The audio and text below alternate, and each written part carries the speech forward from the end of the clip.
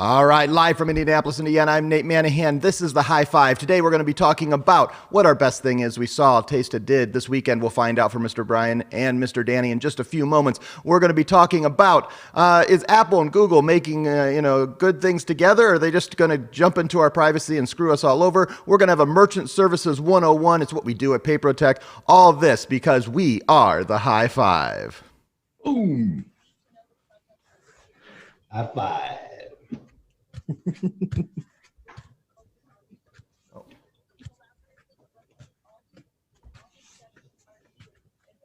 Oh, it helps if I get that logo music going. There it goes. Come on, Nate.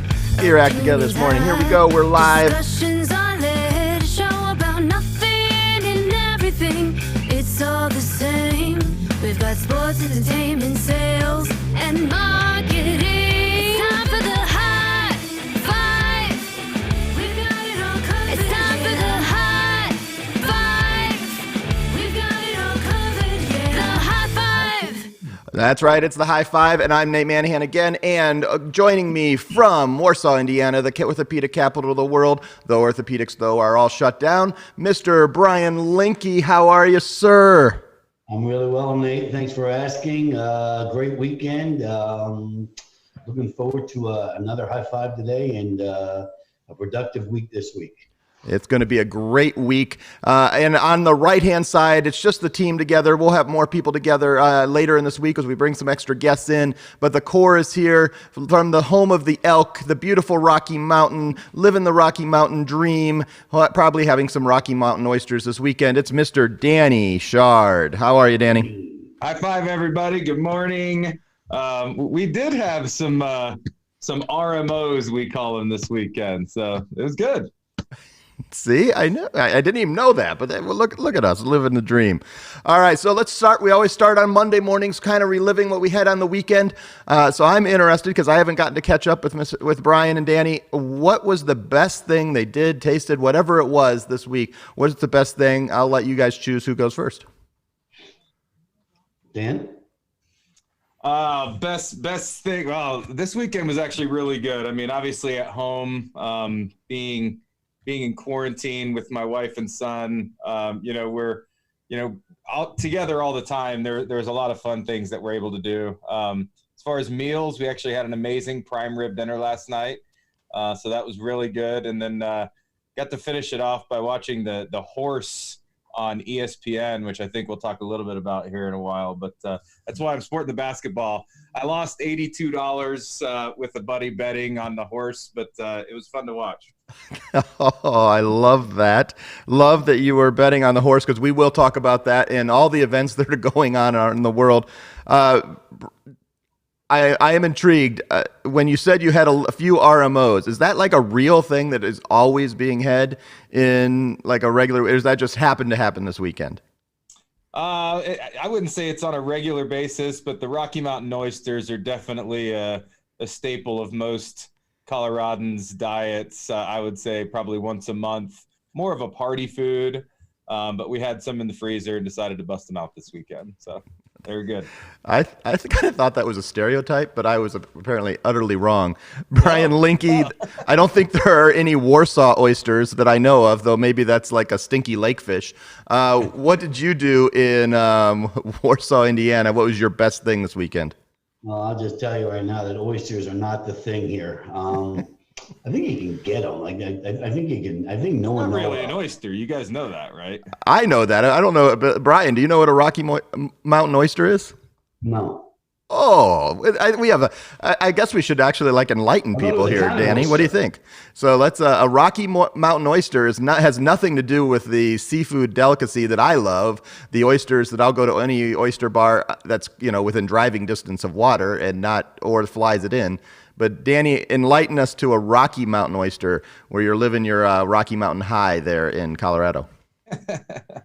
Most of you can look it up, but it is a deep fried bull testicle. So, and you put them on sandwiches with some cocktail sauce. It's pretty good.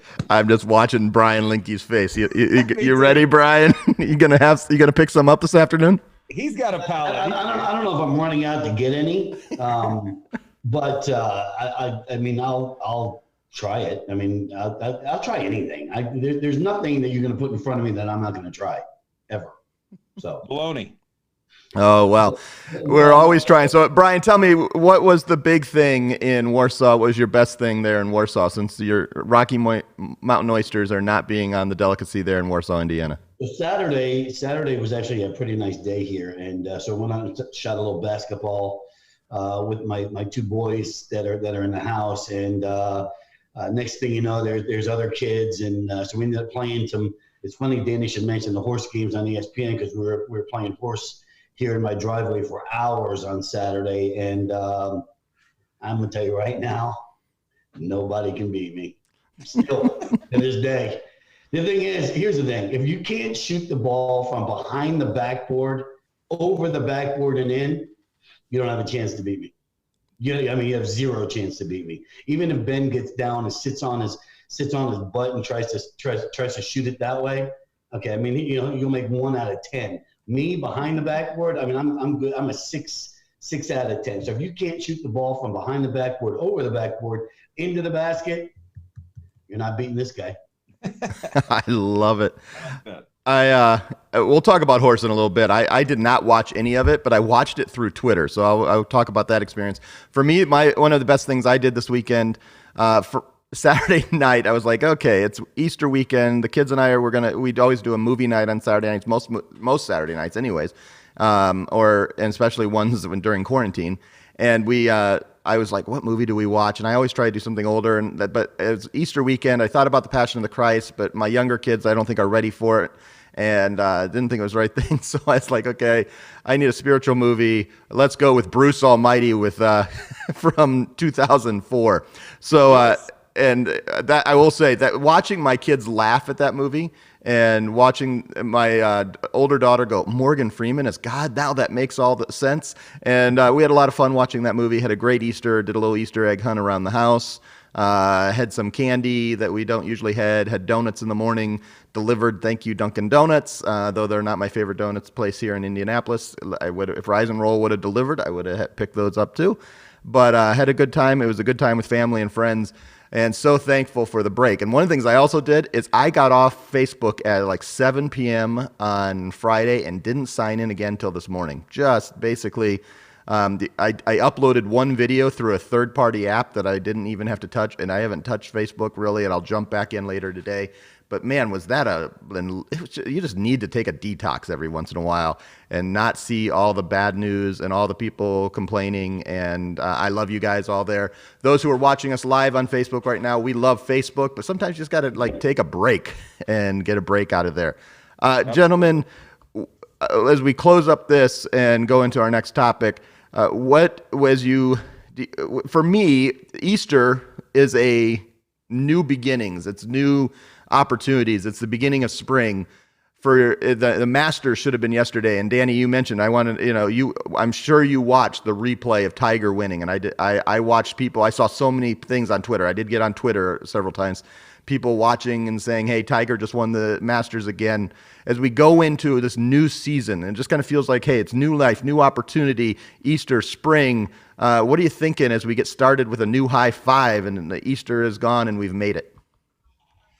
Yeah, getting to watch Tiger win yesterday, I was texting Brian Linke yesterday. I mean, it brought another tear to my eye. Like I didn't already know what was going to happen, but it was a great day to watch him win. And then, just Easter in general, it's meant a lot more to me, especially now that I've got kids or I've got one kid and one on the way. So just a special time with them. And, it's kind of a benchmark in our year, like you said, kind of kick off spring, kind of new start to where we're at. And, it's a little different this year, but still a lot of appreciation and a lot of family time and a lot of love this weekend. So it's good coming into this week. I think we all needed a weekend like that to kind of reflect on and have some family time. So it was well needed.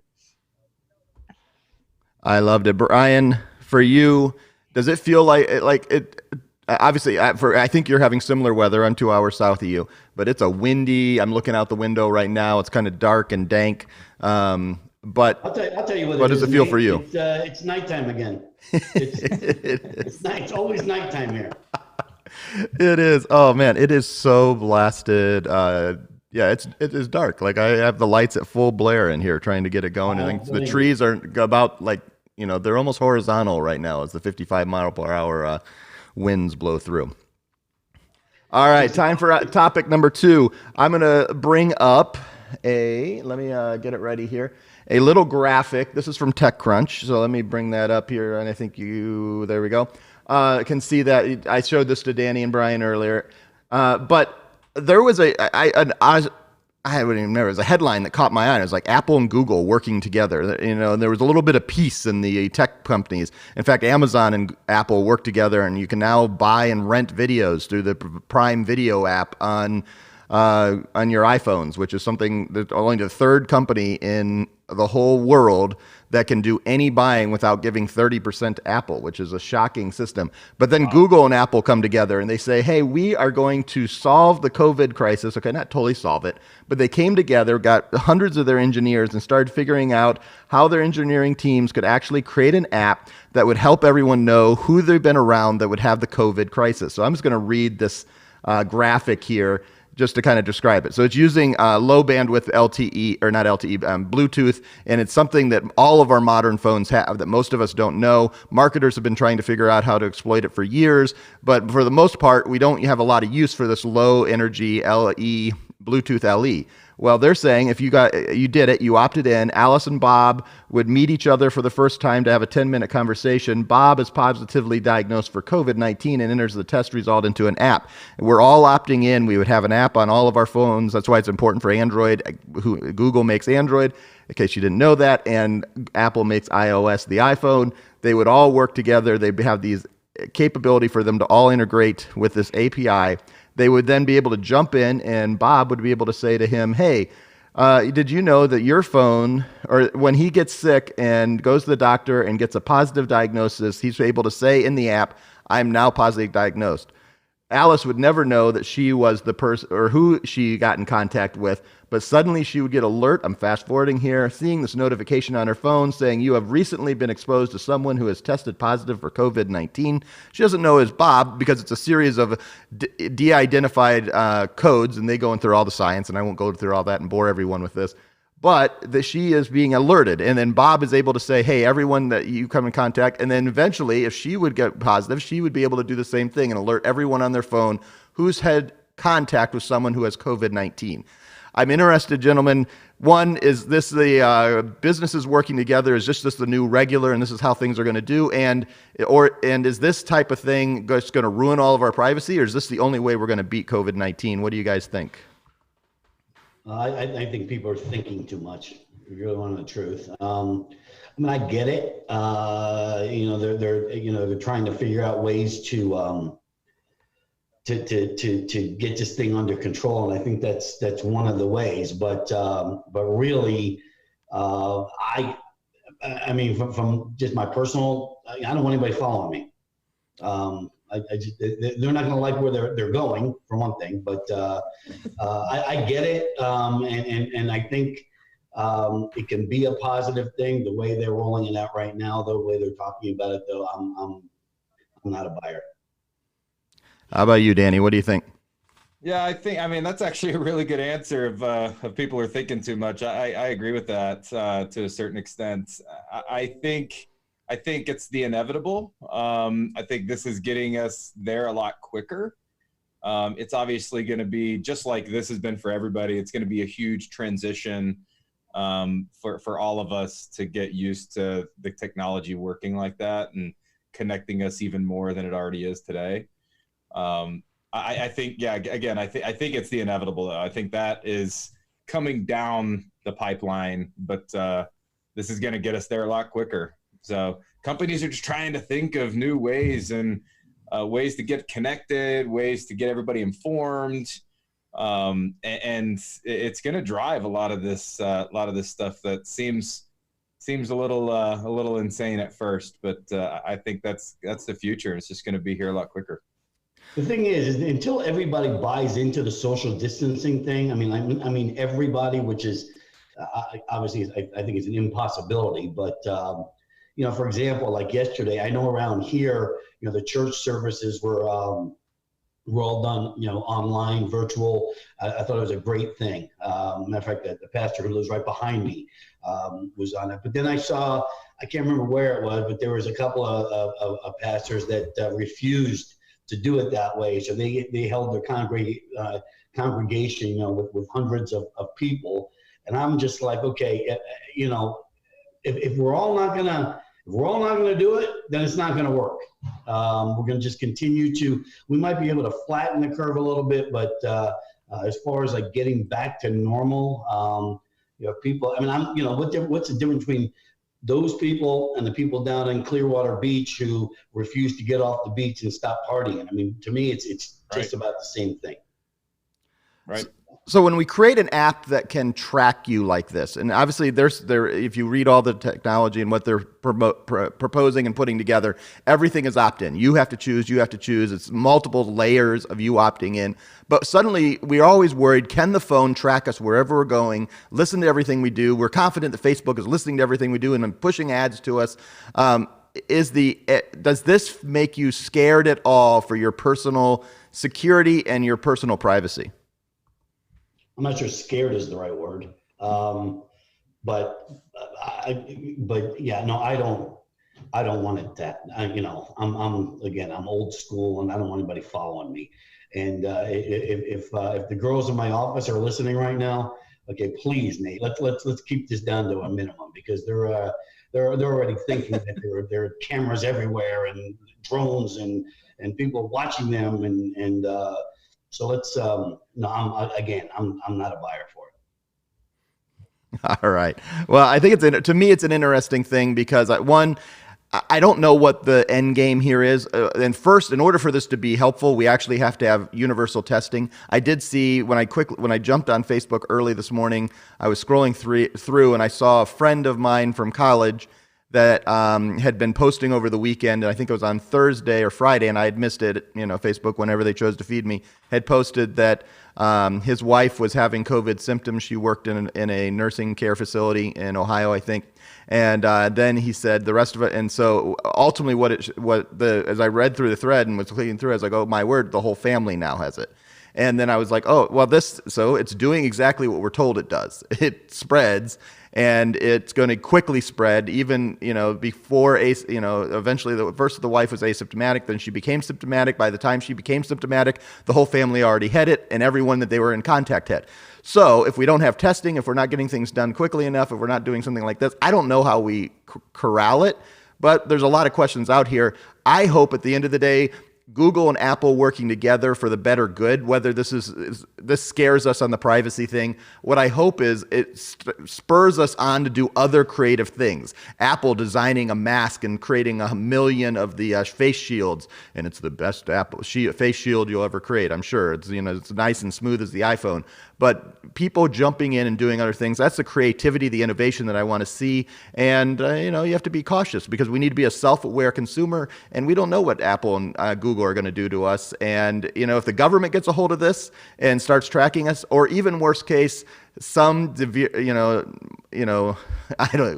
bad person gets a hold of this type of information and is able to hack, we have to be aware, be self-aware, but also don't live in fear. Just move forward and celebrate that somebody's doing some good things.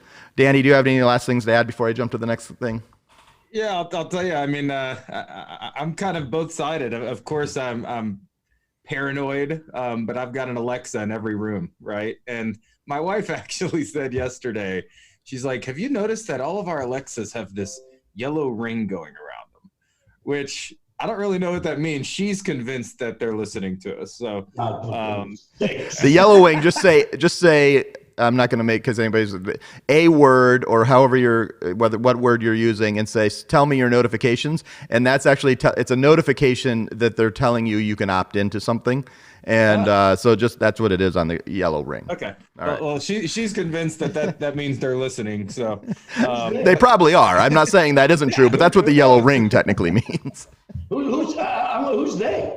I don't Well, know. I think, I mean, let's be honest. Jeff Those Bezos has people. personal headphones that he can click through every one of the Alexas and see what's being said. That's the they. It's Jeff Bezos in Seattle sitting in his little maniacal room listening to all of us. So, Yep.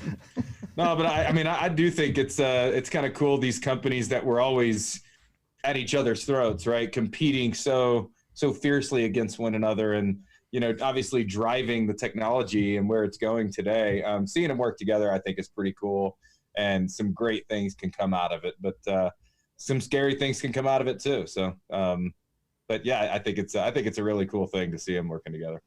that is, I totally agree. It's a great thing, and just be aware of what's going on. And that's one of the things. I am a reader and I as connected to as many news and ideas. That's why everyone disconnect like I did this weekend. Make sure you know what's going on, because this is going to roll out on your phone, and you have to ask the question, do I want to opt in this? And become self-aware, become self-empowered. Make sure you know what you're opting into. Too many people are just blind trusting Apple, Google, or whoever they trust, Amazon, with their life. And that's why I bring things like that, because I just think it's important for us to know everything that's going on. The next topic, let me bring it up, is this weekend, one of the best things I didn't use it as thing, is, so it's like I don't even know. I record every week. I use YouTube TV as my carrier of how I do TV, quote unquote, cutting the cord. But I went to bed. My son and I and my two nephews had played a game of Settlers of Catan.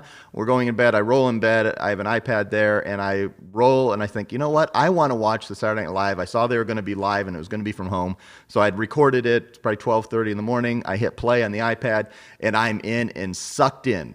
And first, thank you, Tom Hanks. You are America's dad, the world's dad. You have survived COVID-19, and now you hosted from your home Saturday Night Live. Thank you so much. I watched some of the things, and it was creative. It was interesting. If you haven't seen the Zoom meeting skit, go search it. All of it is available. Brian, in case you know, there's this thing called YouTube where you can watch things after it already happens, and they post things both on Facebook and YouTube. Why? But I had to go there. Why? But everybody's doing like all this, like they were recording with less equipment than I have and putting a Saturday Night Live together. Now, obviously, they edited it, and they still had a few writers and stuff, but there was just another Drake song by Pete Davidson.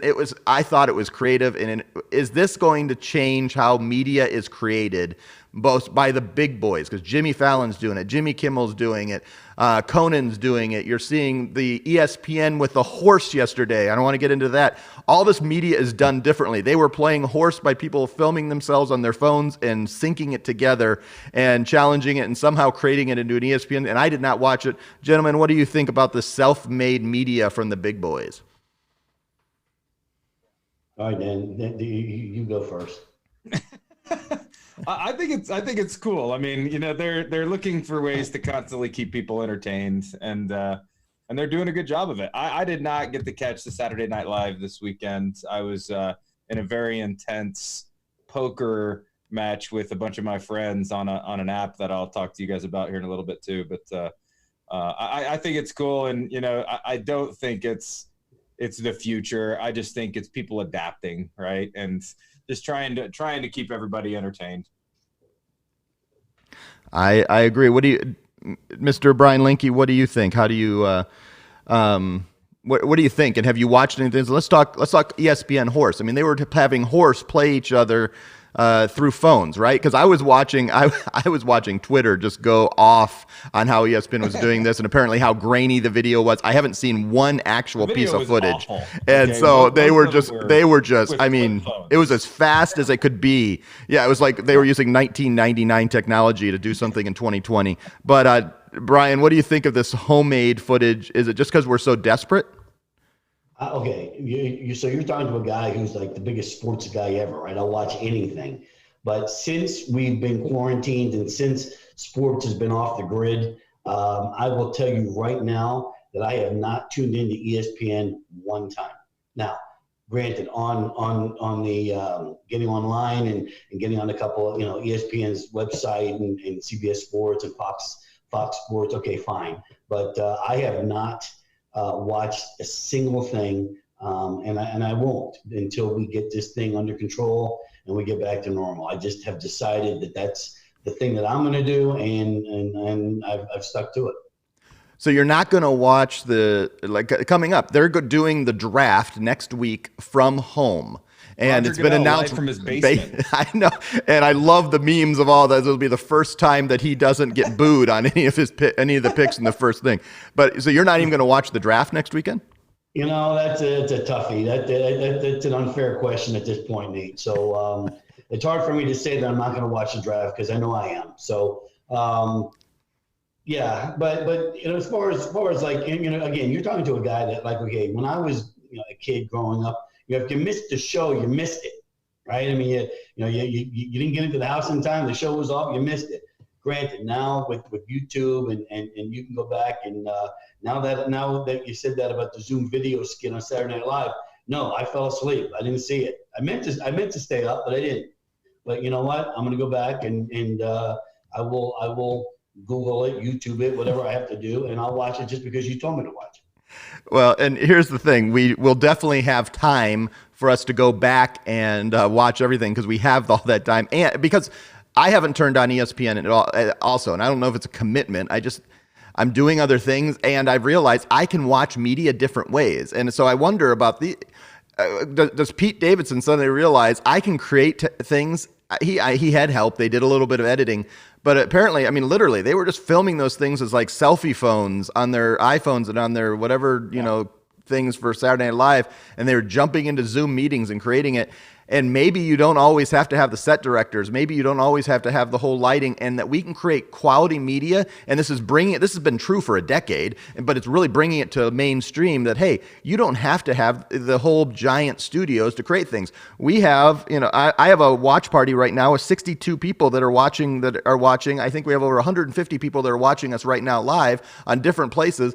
And we're just a small little group of 3 people that have figured out how to do a Zoom meeting, and I can switch back and forth.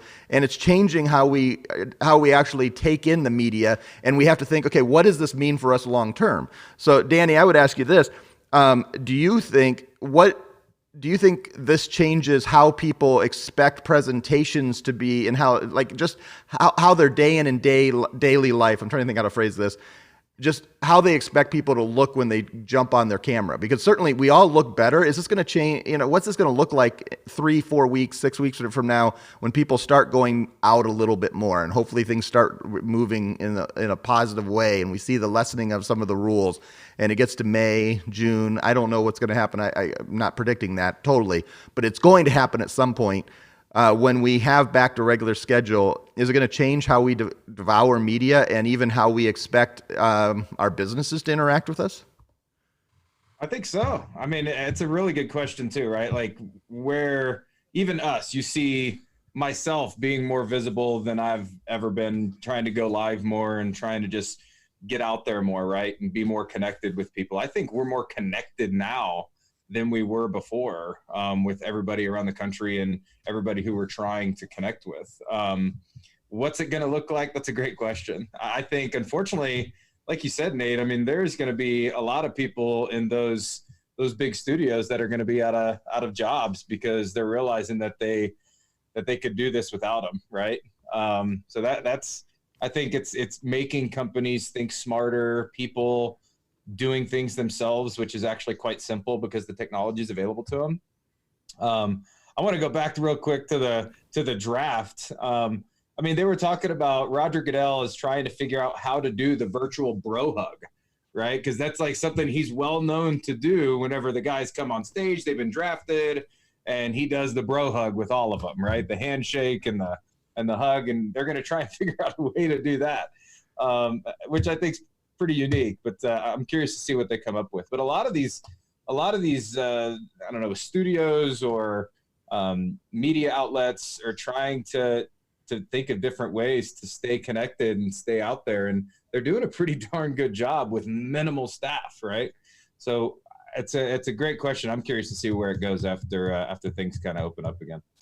Nate, how many people did you say are watching this? There are over 100 people watching right now live. Oh my God. Okay. Going up and down, they kind of jump in. You've got to keep the takes good, because if you don't keep them, because they jump in and they're like, man, I see Nate Manahan, I don't want to watch that. But if they see Brian Linke, then they're like, hey, I'm staying on for this thing. Here's the thing, over 100 people. Now I'm all nervous. over 100 people. How do I look? Do I look all right? I don't know, but I start these watch parties, and so I have actually two devices in front of me that I'm starting watch parties in different areas.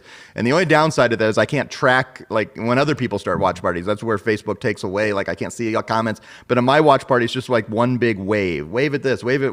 So David, Vicky, Tim, who are all waving to me and waving back. Torrent just waved, and I appreciate all this. Everybody's doing it, so it's fun to do. Let's go on because I wanted to, keep our time down to, as little as around 30 minutes, and I don't even know where we're at right now. But the next thing I really want to know from you guys is, what are the apps that are on your phone? So we on the High Five, we cover sports, we cover media, we cover technology. We're going to do Merchant Services 101, which is the paper text wheelhouse in just a moment. But Brian and Danny, on your phone, what are the apps you use every day that keep you organized, that help you have fun? What are the apps that are most important to you? Maybe the ones that are on your home screen. I don't know, however you define that. For me, I always search. I have a certain amount of apps. So I'm interested. What are the apps you use every day? I know you both are iPhone users that keep you organized, you couldn't do without them. I think there's only one. I get on a lot of different apps throughout the day. The warchant.com for the Florida State stuff and TikTok. Huh? What'd you say? TikTok. You know what? I've actually become a TikTok. You have to put that down though. You have to put it down. It's addicting. If you don't put it down, you just be on it for all day. But the number one app though, and it's been this way for me for a long time, is the calendar app on my phone, because I used to be the sticky note guy, stick them in my pocket, take them out at the end of the day, look at them, see what I had, what I missed, or what I had for the next day. Or so if I don't have my calendar app, and I don't check it every single morning, actually it comes to me, right? So like it tells me what I have and what I don't have, and like I have a drift meeting right after this call, and I think I probably would have forgotten about it if the calendar didn't remind me. So the calendar would be the number one thing for me. I love that, Brian Linky, that you're living in your calendar, because that's so, man, that I do too. So you got to have that calendar app. For me, I use the Google Calendar app. How about you, Danny? What are some of the apps that are important to you? It beats the sticky notes. I'll tell you that.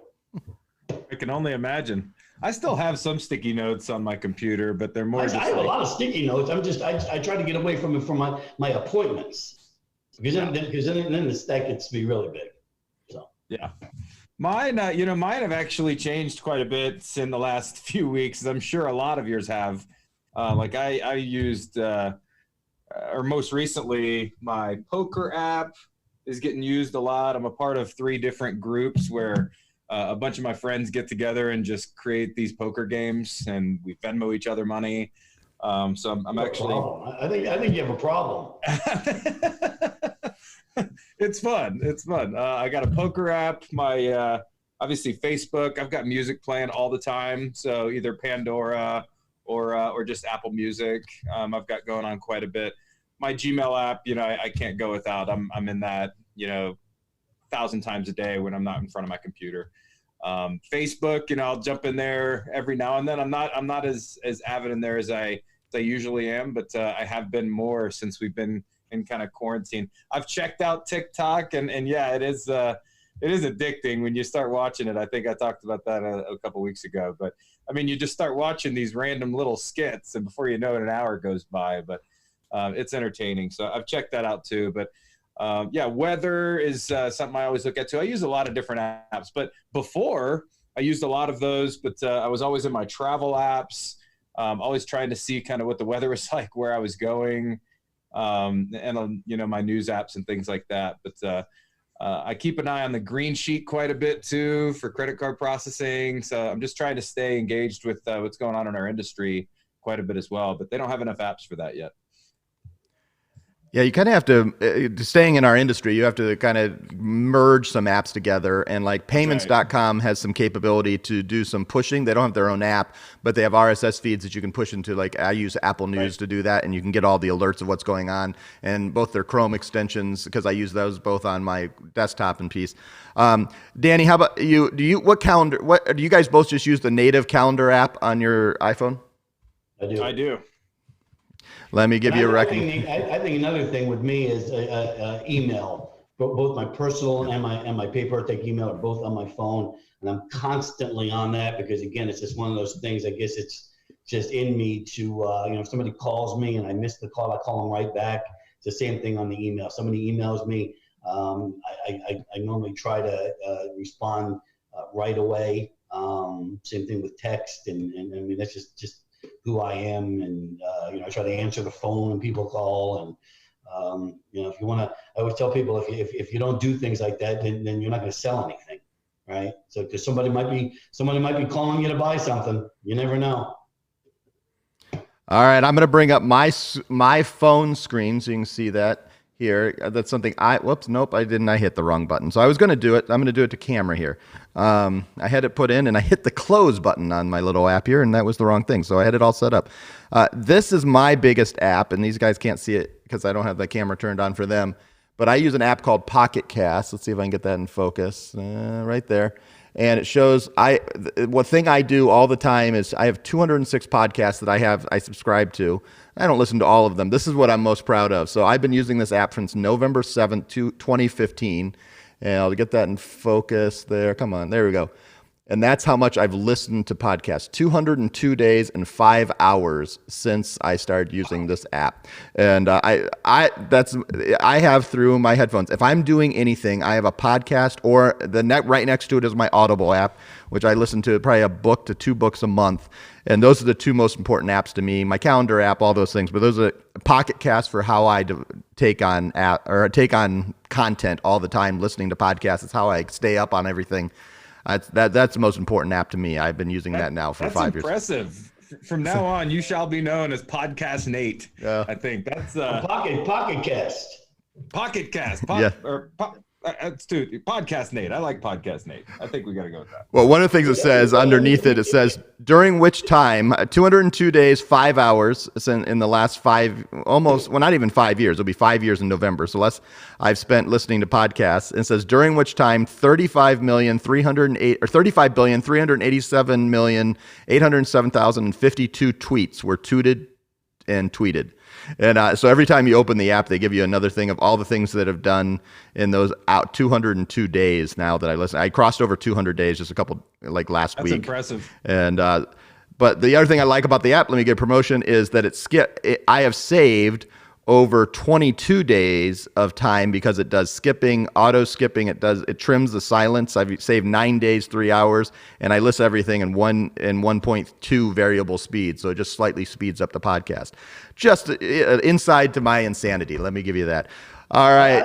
You know what? I always feel worse about myself after these calls, Nate, especially like when you go off on that. I mean, like, okay. That's not the intent. Brian.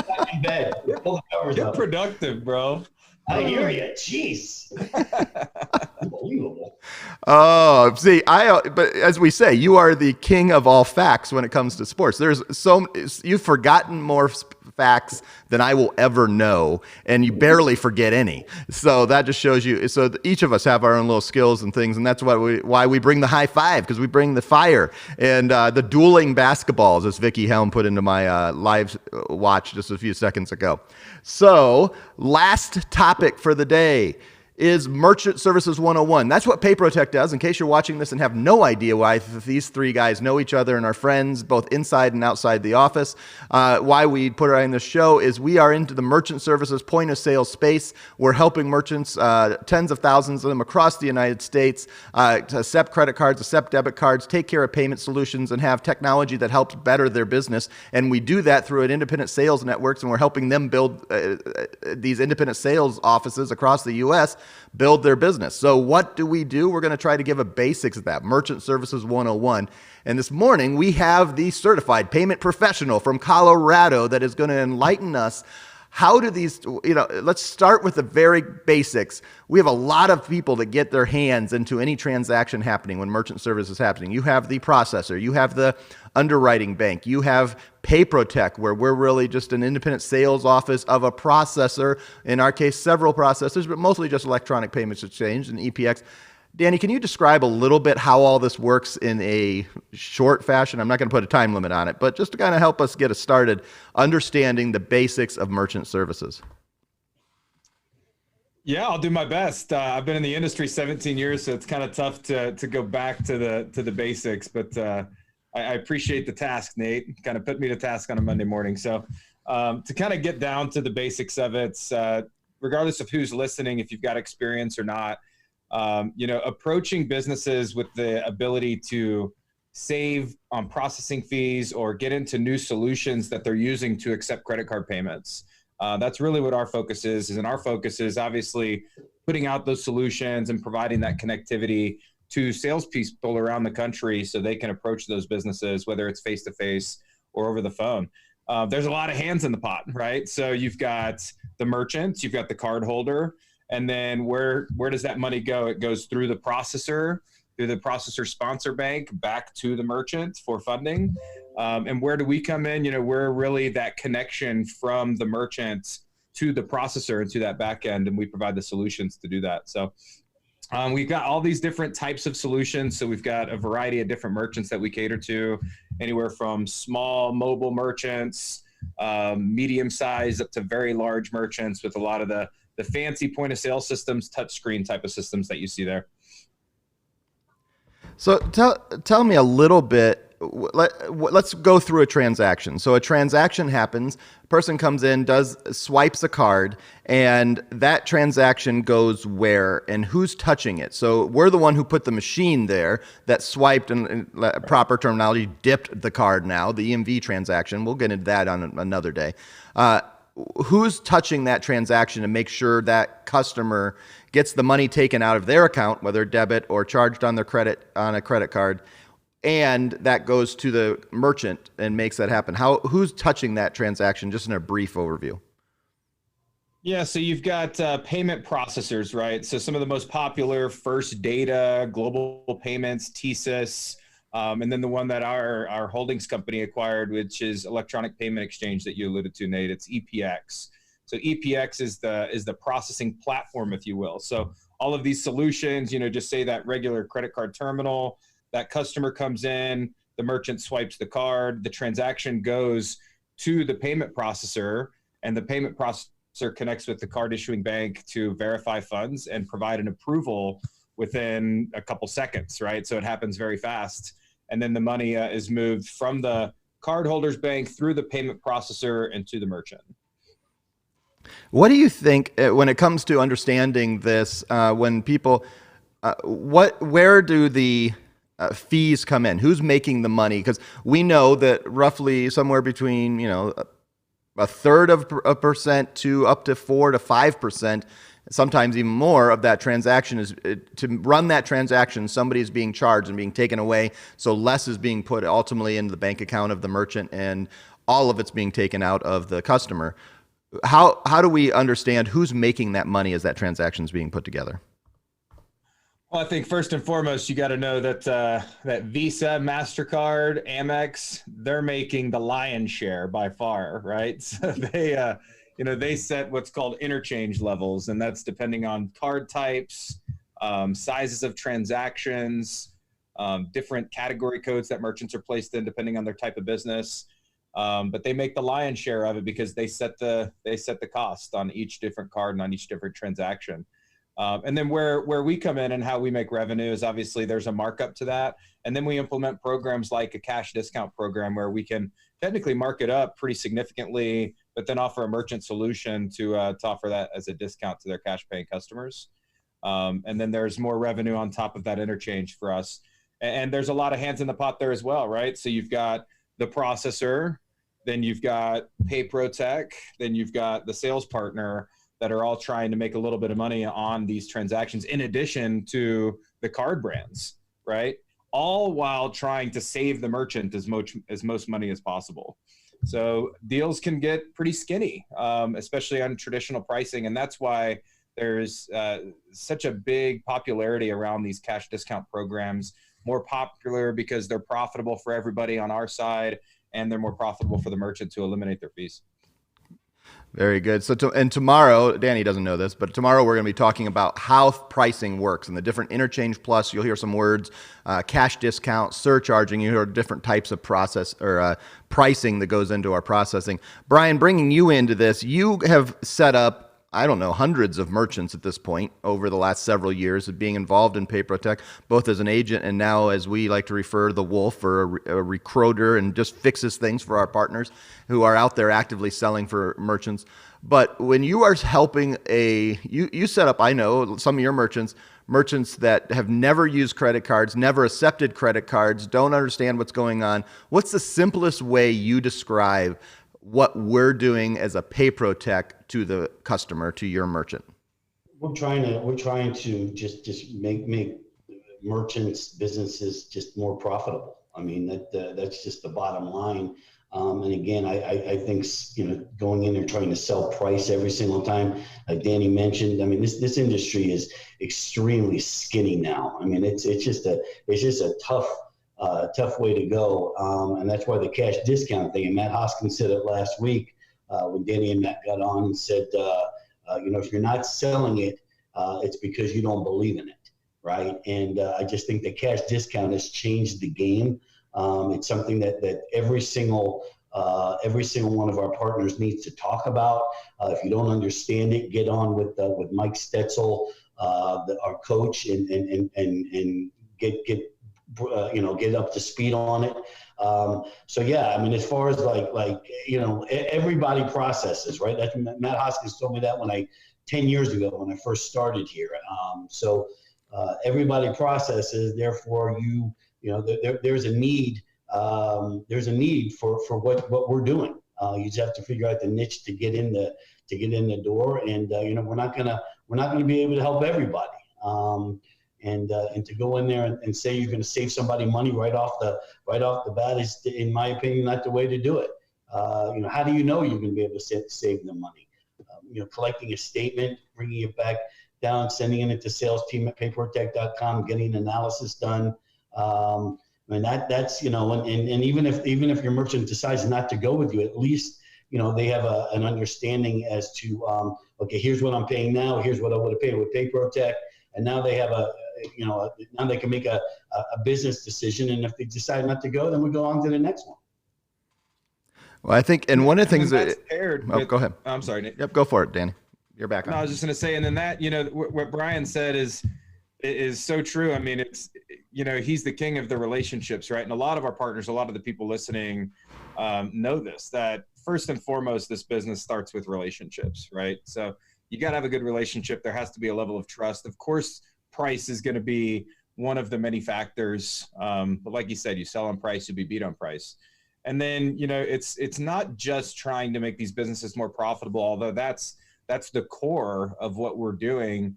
With the technology advancements that we've got the ability to offer merchants with all these different solutions, it's now become, how do we make them more efficient? How do we help them operate smarter?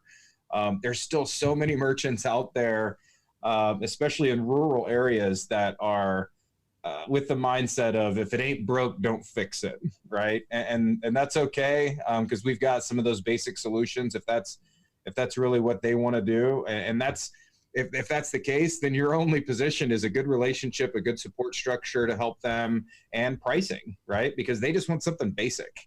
But the more that we can help our partners get educated, which is what, Nate, you're doing such a good job with road shows, and Keith and everybody, just trying to get partners more informed and more educated on this technology to make you more competitive. And that's the conversations that we want partners having. Like cash discount, eliminate your processing fees. Let's just take pricing completely out of the conversation, and let's talk about ways to make you more efficient and work smarter, not harder, and trying to get merchants bought into that concept too, that might be a little hesitant to do it. All right. So on that was just a beginning. All week, we're going to take little snippets at the end to kind of describe merchant services, things that we can clip out, and understand what we're doing and attempting to do as a company at PayProtect, but even helping merchants. So if you may be watching this and you're a merchant and you're saying, I just don't even understand how all this works. The basics are, look, every time that transaction is made, you need several people touching it, and you need to do that through somebody you trust. Because if you don't trust the person you're working with, or if you don't pay attention to it, I guarantee you somebody has taken advantage of you, because that's happening in the industry. And our goal is to help empower sales partners across the U.S. that aren't taking advantage of merchants, but helping and adding value to merchants. And we all make a little money together. As I always call it, the triple win. We can all win when we do business in the right way. We can all make a little bit of money, and together that makes one big pot of money that we all can make a living on. So on that, we're going to be talking about pricing. We're going to be talking about different point of sales. We're going to help you understand the whole thing when it comes to merchant services. Plus, we're going to have fun every day on the High Five. Danny, Brian, can you give me a last comments as we close up a Monday, April 13th? It's a great day to be alive. It's another opportunity to grow and expand in what we're doing. Can you tell me what you're excited about this week and closing words for our viewers on the High Five? Again, I think, we're into this thing for the fourth or fifth week, I guess. And, it gets more difficult, right? A lot of merchants are closed. One of my biggest ones who processes over $100,000 a month, looked at it yesterday, sat down 0 this month, and found out this morning that they decided to close until the thing's over with. So it's a tough thing. I will tell you this, and I know Danny's going to find this. I think he's going to be pleasantly surprised. But mypapertech.com, the road shows are on there, the videos are on there. Get yourself educated, get yourself up to date. And again, for me to be saying this is I see him smiling over there. So there are things to do to get you better, and just keep plugging along. Yeah, good. I'm really excited to work closely with you, Nate, and Brian, and a few more people here at PaperTech. Because although business has slowed down, we've got a lot of partners that are still finding ways to produce, and so we're still all here to support them. But some of the cool things that we're working on to put different packages from marketing efforts and other things on how our partners can present and come out of this with a huge ace up your sleeve to close more business. So we're working on that behind the scenes and hope to have some really cool things put together for our partners in the coming weeks as we hopefully get closer to getting this open back up again. So I'm excited to work on all this and see where it goes. All right. If you are on the PaperTech page or on the My PaperTech private group that is part of our partners, and you're watching this live, you're watching this after the fact, or you're responding to little snippets that we're going to post later, I would like to know, the question of the day, and we're going to do this each week, is what apps are you using to be the most productive, and what apps are you using that help you every day? What are your go-to apps that you must use? You heard what Danny said. You heard what Brian said earlier. You heard me. What apps? I'm just intrigued. What are the apps out there that you use? What are the 2-3 apps that are most important to you? We'll ask that question in both of those places. We're interested in what you're doing. We want to continue the conversation. And on that, I'm going to close with our theme song as we give everybody our virtual high five. The time has come. The questions Woo-hoo. are All right, everybody have a great Monday. Let's get things going. It is a good time to be alive and to keep doing this. And have a great Tuesday, because nothing or everything, it's all the same. And